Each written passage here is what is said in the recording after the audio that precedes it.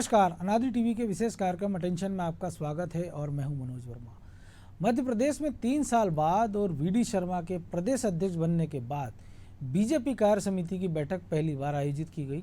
यह पहला मौका था जब बैठक का आयोजन वर्चुअल तरीके से हुआ। बैठक में सबसे पहले बीजेपी के राष्ट्रीय अध्यक्ष जेपी नड्डा ने सभी को संबोधित किया। फिर बैठकों के दूसरे चरण में राजनीतिक प्रस्ताव भी आया। साथ में कोरोना काल में किए गए कामों में प्रस्ताव पर चर्चा हुई। मध्य प्रदेश में विपक्ष की भूमिका और आगामी राजनीतिक हालातों को लेकर भी विस्तार से चर्चा हुई। कार्य समिति के सदस्यों को बीजेपी के काम करने के तरीके और भविष्य की योजनाओं के बारे में बताया गया। बैठक को नड्डा के साथ साथ सीएम शिवराज और वीडी शर्मा ने भी संबोधित किया। इस दौरान बीजेपी के सभी दिग्गज कांग्रेस और कमलनाथ पर हमलावर दिखे। अटेंशन में आज हम प्रदेश बीजेपी की इसी कार्य समिति की बैठक पर चर्चा करेंगे, लेकिन उसके पहले देखिए हमारी एक खास रिपोर्ट।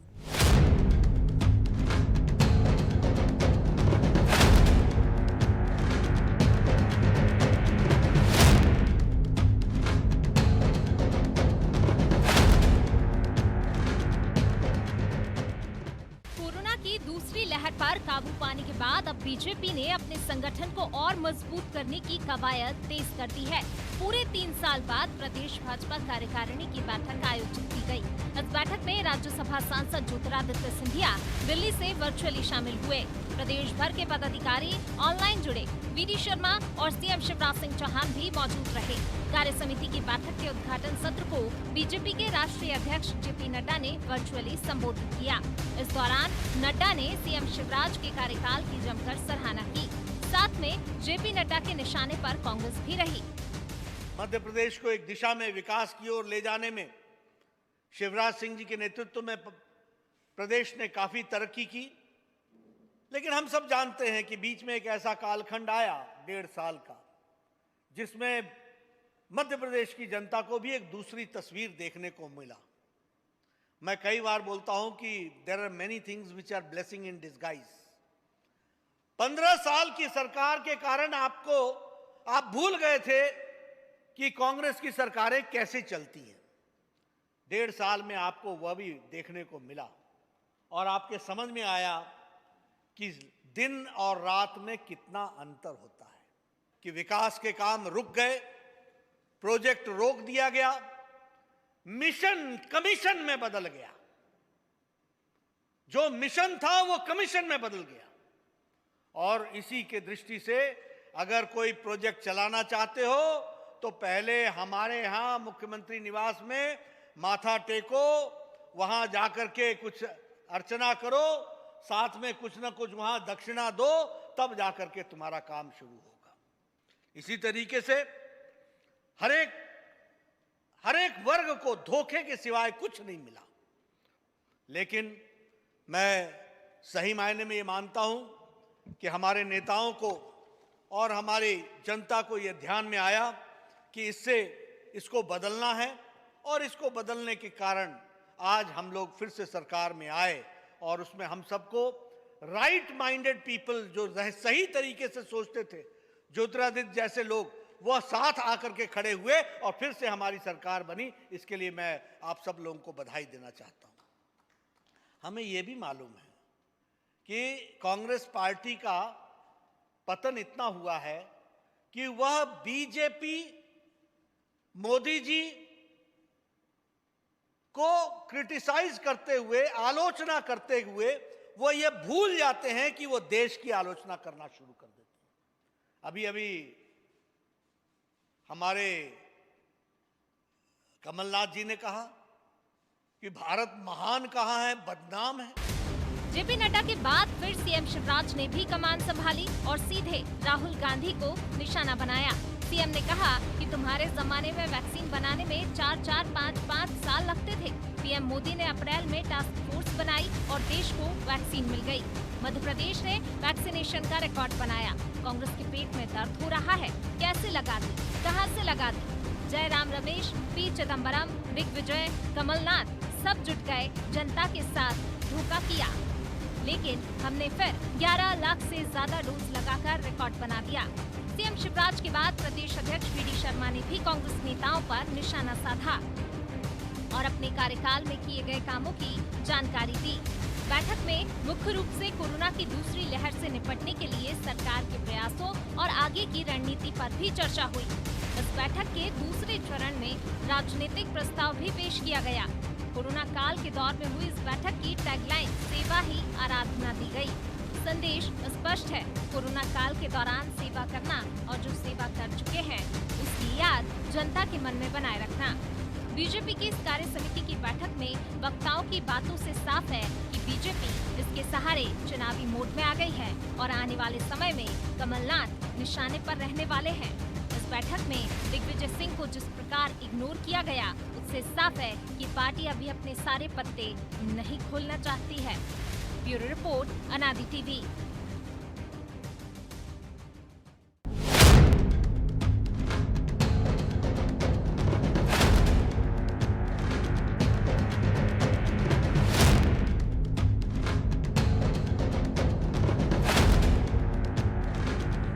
तो इसी पर चर्चा करने के लिए हमारे साथ जुड़े हुए हैं अनादि टीवी के एडिटर इन चीफ प्रकाश भटनागर। कुछ और मेहमानों से भी हम संपर्क करेंगे। सबसे पहले प्रकाश जी, आपके पास राजनीतिक प्रस्ताव भी पास हुआ और आमतौर पर हमेशा जो होता है, लेकिन इस बार इसमें पूरा फोकस 15 महीने के कमलनाथ सरकार पर रहा। पूरा सिलसिलेवार ब्यौरा कि कौन कौन सी योजना उन्होंने बंद कर दी।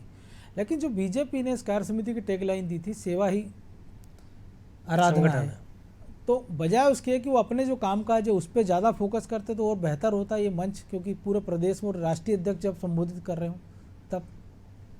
देखिए मनोज, एक बात पे गौर करिए कि जब 23 मार्च 2020 को सरकार संभाली थी बीजेपी ने, बिल्कुल, उसके बाद ये पहला मौका है जब भारतीय जनता पार्टी की राष्ट्रीय प्रदेश कार्य समिति की बैठक हो रही है।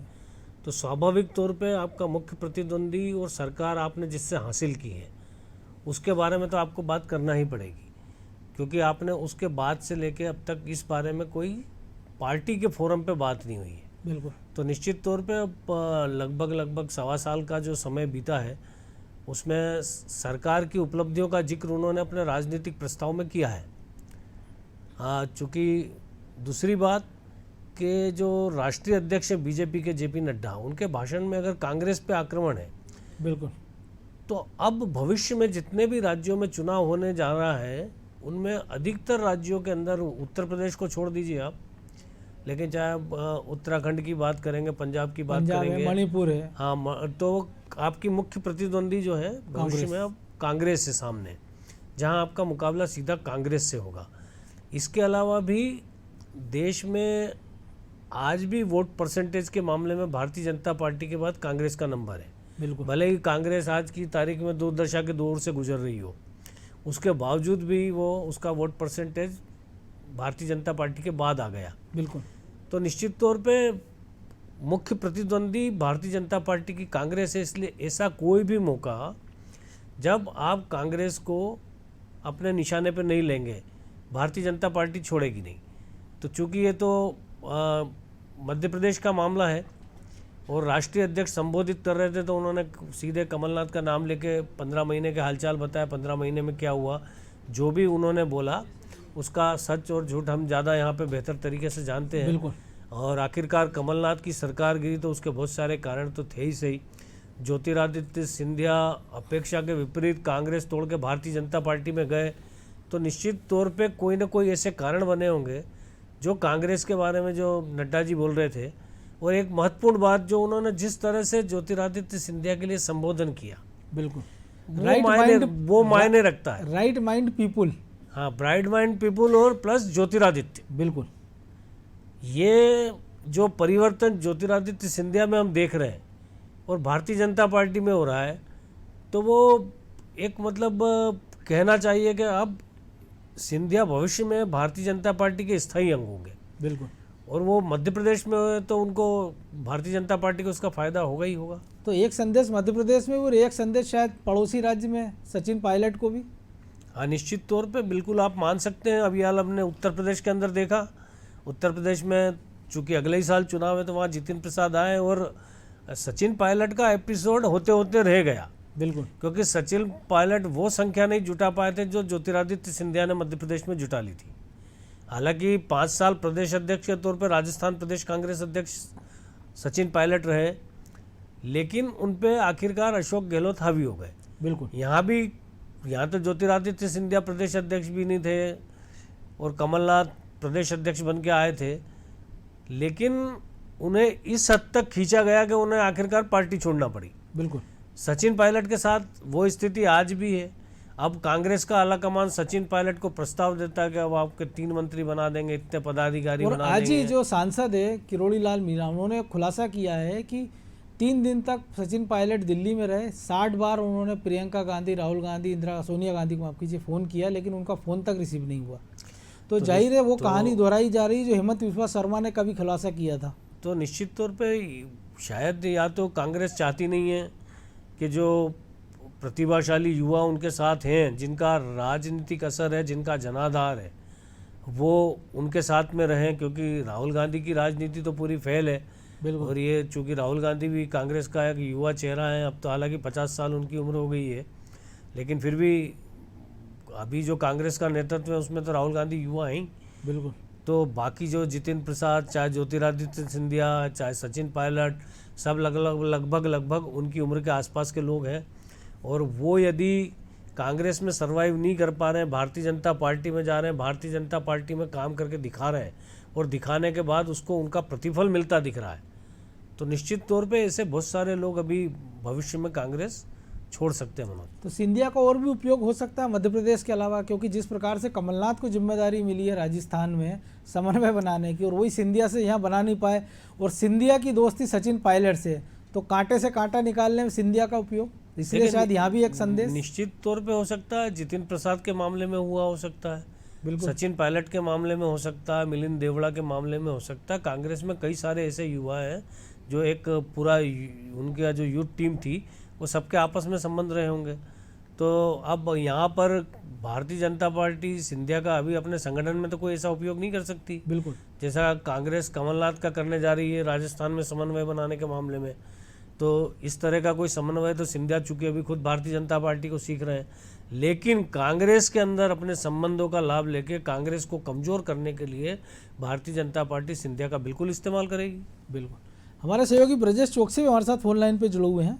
ब्रजेश जी, जिस प्रकार से आज हमने देखा कि पूरी कांग्रेस निशाने पर थी, जेपी नड्डा हो, चाहे शिवराज सिंह चौहान या बी शर्मा, लेकिन जो आरोप लगातार बार बार लगते रहे, जो 15 महीने के कार्यकाल को लेकर, उसके बाद बीजेपी का 16 महीने की सरकार हो गई, कई सारे मामलों में मंत्रिमंडल समितियां बनी गई, और जो आरोप अभी लगे ये उपचुनाव में हमने देखा और बीजेपी ने सरकार स्थायी कर ली। बेहतर होता है कि इन 15-16 महीने में जो बीजेपी में आए हैं मंत्री, उनके सहयोग से कुछ ऐसे कारनामे उजागर होते उस सरकार के, कुछ ऐसी एफआईआर होती जिससे लगता कि वाकई सरकार गंभीर है भ्रष्ट अधिकारियों पर या भ्रष्ट नेताओं पर या उस समय के भ्रष्ट मंत्रियों पर कार्रवाई करने के लिए, तो एक नया संदेश मैसेज जाता जनता में भी, कार्यकर्ताओं में भी। देखिए मनोज जी, ये सब संभव हो सकता था, लेकिन जो मंत्री आए हैं वहां से कांग्रेस से जो लोग छोड़कर भाजपा में आए हैं, उनका ही आरोप था कि कमलनाथ उनसे मिलते नहीं थे, उनको इतने अधिकार नहीं थे कि विभागों में वो कुछ कर सकें। तो ये सिर्फ नाम के मंत्री थे मनोज जी, वो 15 माह की सरकार में, तो इनके पास तो कुछ ज्यादा जानकारी होगी नहीं। जब कमलनाथ ने सारे अधिकारियों को सीधे डील कर रहे होंगे, सीधे उनसे काम करा रहे होंगे और इनको सिर्फ मूर्ति बनाकर बिठा दिया होगा, तो निश्चित तौर पर इनके पास कुछ नहीं होगा। यदि होता तो भाजपा बहुत चतुर पार्टी है, बहुत समझदारी से काम करती है, वो निश्चित तौर पर उन मामलों को उजागर करती और अभी एक नया मुद्दा बनता। लेकिन जिस तरह से भटनागर जी भी कह रहे थे कि सिंधिया को लेकर नड्डा जी ने भी कहा, और नड्डा जी ने भी कहा है कि 15 माह में क्या हुआ, तो किसको पता चला है 15 माह में कैसे सरकार चली है। निश्चित तौर पर जो कांग्रेस से भाजपा में आए हैं उन लोगों ने बताया वो किस तरह से चलती थी।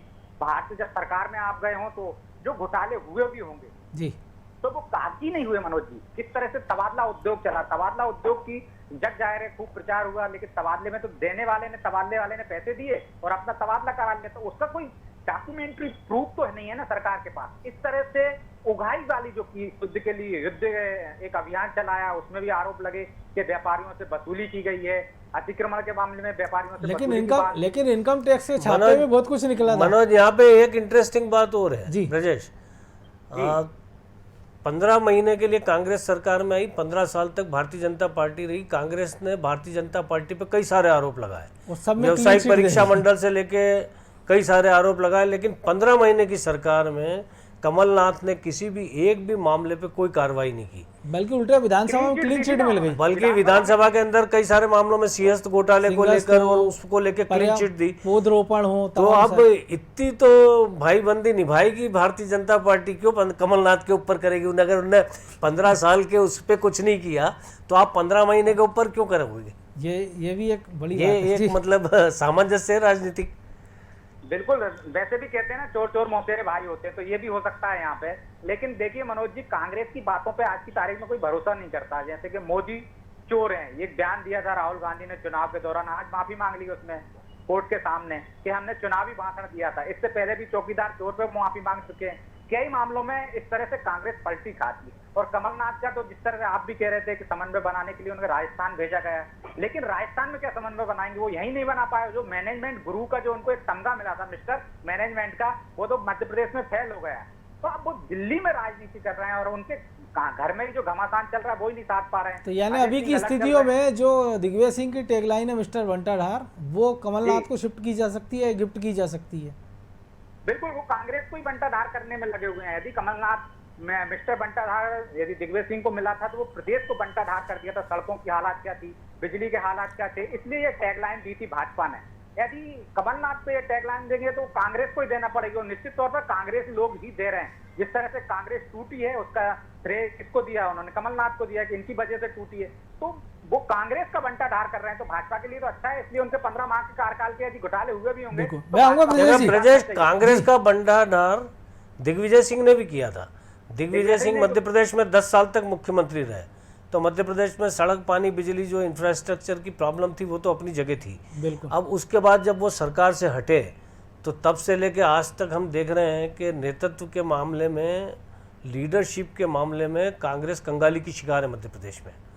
सारे के सारे वही नेता हैं। कोई नई लीडरशिप दिग्विजय सिंह के शासनकाल में कांग्रेस के अंदर नहीं उभरी। और जैसे आप इनसे पूर्ववर्ती अर्जुन सिंह के समय अर्जुन सिंह ने कई सारे क्षेत्रीय क्षत्रपों को खड़ा किया था, जिसमें सुभाष यादव से लेकर बंसीलाल धरतलहरे, अजीत जोगी, कई सारे लोग थे जो अलग अलग छोटे छोटे पॉकेट्स में जनाधार रखते थे। लेकिन दिग्विजय सिंह ने छांट के लोगों को खत्म किया, उनकी राजनीति खत्म की। और दिग्विजय सिंह अकेले मुख्यमंत्री तो रह गए, लेकिन जब वो उसके बाद हटे तो 15 साल बाद मुश्किल बहुमत से भी पीछे रह के कांग्रेस सत्ता तक पहुंची। तो ये दिग्विजय सिंह का कमाल है, और दिग्विजय सिंह के काम को कमलनाथ अब आगे बढ़ा रहे हैं। बिल्कुल। लेकिन प्रकाश जी, एक और चीज़ है कि जो दिग्विजय सिंह ने चुन चुन के ठिकाने लगाए, लेकिन आज हम देख रहे हैं जो जेपी नड्डा ने जिस प्रकार से सिंधिया को लेकर पूरी पार्टी लगभग उनको हमेशा श्रेय देती रही कि मध्य प्रदेश में उनके कारण सरकार बनी, लेकिन जिस प्रकार से उन्होंने शिवराज की तारीफ की और जिस मंच से की, क्योंकि आमतौर पर राष्ट्रीय कार्यकारिणी में संबोधन होता, प्रदेश की जो कार्यकारिणी में राष्ट्रीय अध्यक्ष बहुत कम संबोधित करते हैं, तो एक संकेत जो बीजेपी के बाकी नेताओं के लिए जो चाय पार्टी कर रहे थे, रात का खाना, दिन का भोजन, शाम की चाय कर रहे थे, उनके लिए भी संदेश है कि 23 तक शिव का ही राज या शिवराज।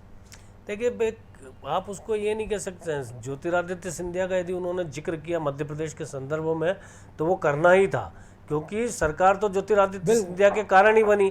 तो ये भारतीय जनता पार्टी ऊपर से लेकर नीचे तक इस चीज़ को मानती है। लेकिन हम ये नहीं कह सकते, और राजनीति में कोई भी भविष्यवाणी ऐसी नहीं कर सकते, और न किसी के भविष्य के बारे में हम बोल सकते। क्या हम ये कल्पना कर सकते थे कि 15 महीने के बाद शिवराज सिंह चौहान चौथी बार मुख्यमंत्री पद की शपथ लेंगे? बिल्कुल, ये तो शायद उन्होंने भी नहीं ये भी कल्पना मत करिए कि ज्योतिरादित्य सिंधिया 2023 में मुख्यमंत्री ही बनेंगे, या फिर कैलाश विजयवर्गीय के अवसर खत्म हो गए, या नरेंद्र सिंह तोमर के अवसर खत्म हो गए, या नरोत्तम मिश्रा के अवसर खत्म हो गए। ये देखिए, एक राजनीति में जो भी सिस्टम है, उस सिस्टम में कौन कहाँ कितना बढ़ पाएगा और उसका भाग्य कितना साथ देगा, ये एक बहुत महत्वपूर्ण बात है। तो वो ज्योतिरादित्य सिंधिया से लेके भारतीय जनता पार्टी के जो लीडर है, प्रथम पंक्ति के जो बाकी नेता शिवराज के अलावा, उनके साथ भी लागू होती है। तो बाकी सब पे भी लागू होती है। लेकिन आपको लग रहा है अब जो राजनीतिक प्रस्ताव या जो तैयारियां हैं कि बीजेपी या बाकी कैडर को भी लग रहा है कि अब नगरीय निकाय चुनाव से आगे बढ़कर 2023 की तैयारियां, पूरा एक एजेंडा सेट करने की तैयारियां? देखिए मनोज, मुझे लगता है कि एक राजनीतिक दल, जैसा उन्होंने कहा भी कि हम हर समय किसी भी चुनाव के लिए तैयार हैं, ये एक अलग बात है।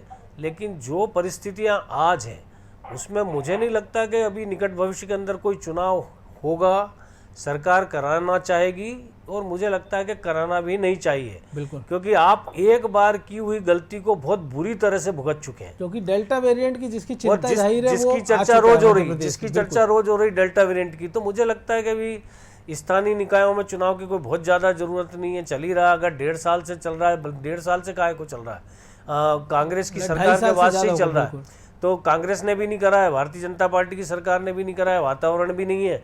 मुझे लगता है कि यदि 6 महीने आप और परिस्थितियों पर गौर करें, उनका ध्यान रखें और इस चुनाव से, भीड़ से लोगों को बचाएं। कोई भी राजनीतिक गतिविधि, जैसे इस बात के लिए भारतीय जनता पार्टी की तारीफ करना चाहिए कि उन्होंने प्रदेश कार्य समिति की वर्चुअल तरीके से की, 25-27 लोग भोपाल में थे, बाकी अपनी अपनी जगह से जुड़े, तो एक अच्छा प्रयास है, साधन है हमारे पास ऐसा करने के लिए, तो कोई बुराई नहीं है। तो मुझे लगता है इतनी ही सावधानी अगले 6 महीने में और बरतने की ज़रूरत है। जब तक के कोरोना का भय दूर नहीं होता, तब तक किसी भी बड़ी राजनीतिक गतिविधि के लिए मुझे लगता है कि समय इजाज़त नहीं देता। बिल्कुल, ब्रजेश जी समय इजाज़त नहीं दे रहा, लेकिन एक और चीज़ कही है जेपी नड्डा की 15 साल में लोग भूल गए थे बीजेपी शासनकाल में कि कांग्रेस में क्या होता था, लेकिन 15 महीने में उन्होंने देख लिया। तो पिछली बार हम देखते थे कि 2003 से लेकर 18 तक दिग्विजय सिंह का बंटाढार याद रहता था, और अब कमलनाथ के 15 साल। यानी बीजेपी बार बार चाहती है कि जो चेहरे लोग याद रखें, उनके समय क्या हुआ वो याद रखें, लेकिन जो उनका वोटर है, जो यूथ आ रहा है नया, उसने तो उनका कार्यकाल देखा ही नहीं है, बीजेपी का ही कार्यकाल देखा है। तो जाहिर सी बात है कुछ नया उनके लिए भी सोचना होगा ताकि वो जुड़े रहें, आगे बने रहें उनके साथ। निश्चित तौर पर मनोज जी, राजनीति में कोई एक मुद्दा हमेशा आपको बार बार सरकार में नहीं ला पाता है, तो मुद्दे तो आपको नए तलाशने ही पड़ते हैं, नई चीजों के कारण आपको सरकार में आते हैं। जो 15 साल पहले की बात है, दिग्विजय सिंह के कार्यकाल को याद करें तो जो नया बूथ आया है, नया यूथ जो है, जो वोटर बना है, उसने परिस्थितियां नहीं देखी होंगी, वो हालात नहीं देखे होंगे, या उतनी याददाश्त उसकी मजबूत नहीं रही होगी, और एक बार उस वोट से हट गया था, अब वोटर बना है, तो उसने 15 माह का ये कार्यकाल देखा कि किस तरह से सरकार चली है, 15 माह में कैसी व्यवस्था रही है, किस तरह से लूट मार मची हुई थी सरकार में, तो वो देखिए जो अव्यवस्था थी। तो उन्होंने जब तुलना करेंगे आदमी, तो आज 15 माह की और 15 साल की तुलना करेंगे, और कोरोना काल एक ऐसा अवसर आया है कि निश्चित तौर पर इस सरकार ने जो उपलब्धियां एक के बाद एक हासिल कर रही है, और जिस तरह से कांग्रेस उस पर सवाल उठा रही है, यदि वो वैक्सीनेशन पर सवाल उठाती है तो मनोज जी, आज का यूथ समझदार है, उसे मालूम है कि वैक्सीन लगे हैं, इस आंकड़े में कोई धोखेबाजी नहीं हुई, इस आंकड़े में कोई फर्जीवाड़ा नहीं हुआ। तो आप झूठ कितनी बार बोलोगे, आपको सही मुद्दों को उठाना पड़ेगा। सही मुद्दे यदि कांग्रेस उठाए तो आज भी उसका लोग उसका समर्थन करने के लिए तैयार है। जिस तरह से भटनागर जी ने पहले भी कहा है कि आज भी भाजपा के बाद सेकंड पार्टी कांग्रेस ही है, उसके मतदाता उतने हैं, तो उसको मतदाताओं को जागृत करने की या उसके कार्यकर्ताओं को जागृत करने की जरूरत है, वो नहीं करती है कांग्रेस, बल्कि वो ऐसे सवाल उठाती है। यदि वो 370 पे बात करेगी, वो पाकिस्तान पे बात करेगी, वो तालिबान पे बात करेगी, जो जमीनी मुद्दे हैं, यदि वो महंगाई, इससे जो लोगों को प्रभावित कर रहे हैं, उन मुद्दों पर फोकस करे तो निश्चित तौर पर अभी भी उसके लिए चांसेस हैं कि वो आगे सरवाइव कर सकती है। लेकिन जिस तरह से अब कमलनाथ पे अटैक कर रही है भाजपा लगातार, भाजपा वैसे भी चुनावी मोड में ही रहती है, ये 3 साल छोड़ दिए जाए या कोरोना काल का समय छोड़ दिया जाए तो भाजपा के कार्यक्रम कम हुए हैं कोरोना की वजह से। जिस तरह से उसकी तैयारियां देखते हैं, भोजन बैठक विश्राम जैसे चलते हैं, वो कार्यकर्ता को व्यस्त रखते हैं, हर काम देते हैं उनको, तो मतदाताओं से उनका कनेक्ट रहता है। वैसा कनेक्ट कांग्रेस नहीं कर पाती है। कांग्रेस अब कमलनाथ को यदि चेहरा बनाएगी तो जैसा कि प्रकाश जी ने भी कहा कि उनके पास चेहरा नहीं है आज की तारीख, सब पुराने चेहरे हैं। जो एक चेहरा था वो भाजपा के पास आ गया, तो भाजपा 1 और 1 11 हो गई है, और वो वहां से 1 नंबर से 10वें 20वें 21वें नंबर पर खिसक गए हैं कांग्रेस।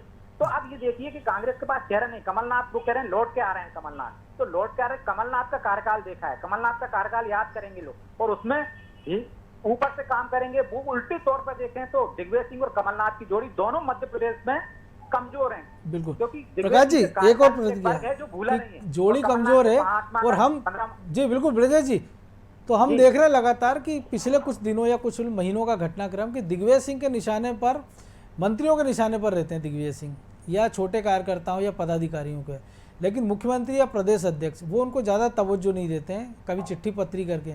लेकिन कमलनाथ के निशाने पर, कमलनाथ निशाने पर है, मुख्यमंत्री के भी रहते हैं, वीडी शर्मा के भी, और दूसरे जो बड़े नेताओं के भी। एक सुनियोजित रणनीति। देखिए, मुझे लगता है कि भारतीय जनता पार्टी को, इस नेताओं को एक स्पष्ट सा आभास है कि कांग्रेस जो है कमलनाथ से अगले 2023 तक मतलब मुक्त नहीं हो पाएगी। वो जो भी कांग्रेस अगला चुनाव लड़ेगी वो कमलनाथ की लीडरशिप में होगा। कमलनाथ के प्रभाव को हम लगातार देख रहे हैं।